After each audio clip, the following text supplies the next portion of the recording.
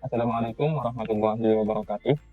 Uh, Kami dari kelompok 4, kelompok 1, peserta laskar CPNS Kabupaten Banjar 2022, angkatan 15, ada BPS DLD Provinsi Kalimantan Selatan.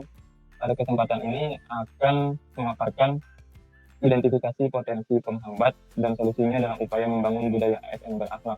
Dalam hal ini kami hanya memilih salah satu dari penempatan kami berlima, yaitu pada Puskesmas Alu-Alu.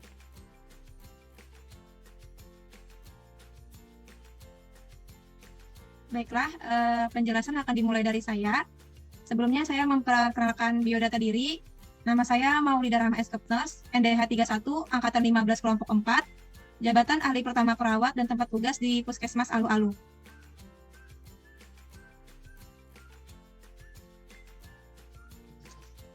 Yang pertama akan membahas tentang berorientasi pelayanan, yaitu yang dimana memahami dan memenuhi kebutuhan masyarakat di wilayah kerja Puskesmas dengan memberikan kualitas pelayanan kesehatan sesuai standar operasional prosedur, menyelenggarakan pelayanan kesehatan yang bermutu dan berorientasi pada kepuasan pasien, identifikasi potensi hambatan yang didapatkan, lingkungan kerja yang penuh tekanan, karena sebagai satu-satunya Puskesmas yang mempunyai 12 desa dengan penduduk yang sangat banyak, maka jumlah pasien yang sering mengalami kegawat daruratan cenderung banyak, berbanding terbalik dengan jumlah petugas yang ada, sehingga terjadinya hambatan dalam komunikasi dan menimbulkan komplain terhadap pelayanan yang menyebabkan mutu pelayanan pun menurun.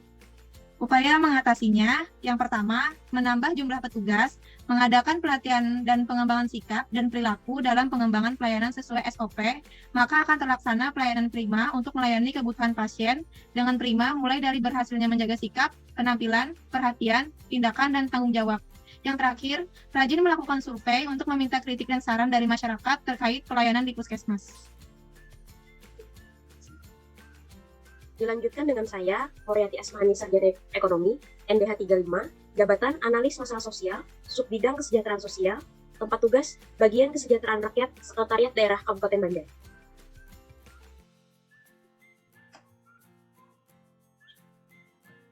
Akuntabel, datang dan pulang kerja tepat waktu sesuai ketentuan yang sudah berlaku.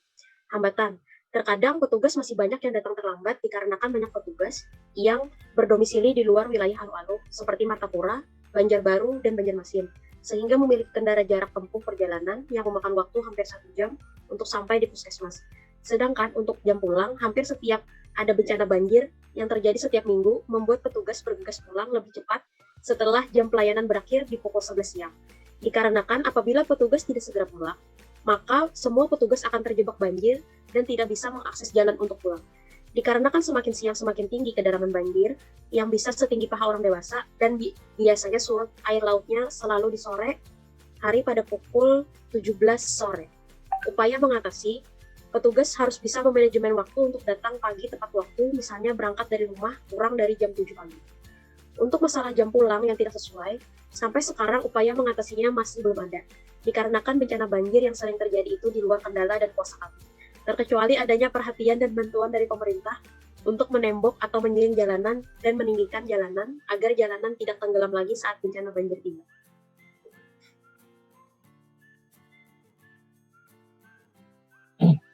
Oke, selanjutnya akan disampaikan oleh saya, Miftah Akbar Eskom, NDH 33, Jabatan Penyuluh Koperasi pada Dinas Koperasi, Usaha Mikro, Perindustrian dan Perdagangan atau DKUMPP Kabupaten Banjar.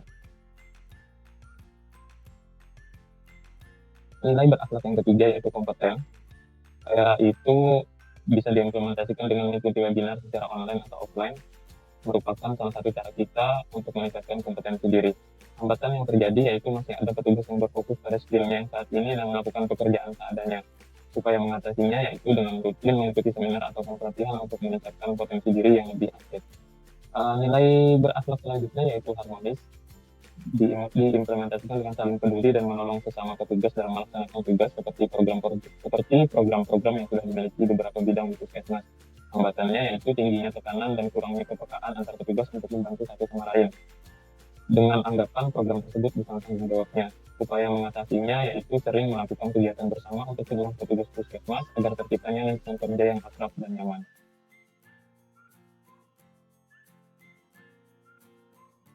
Baik, selanjutnya Dari saya, Monika Yulia Sari, SE, NDH 34, Jabatan Analis Penanaman Modal, Seksi Pengembangan Promosi dan Penanaman Modal. Instansi di Dinas Penanaman Modal dan Pelayanan Terpadu Satu Pintu, Pemerintah Kabupaten Banjar.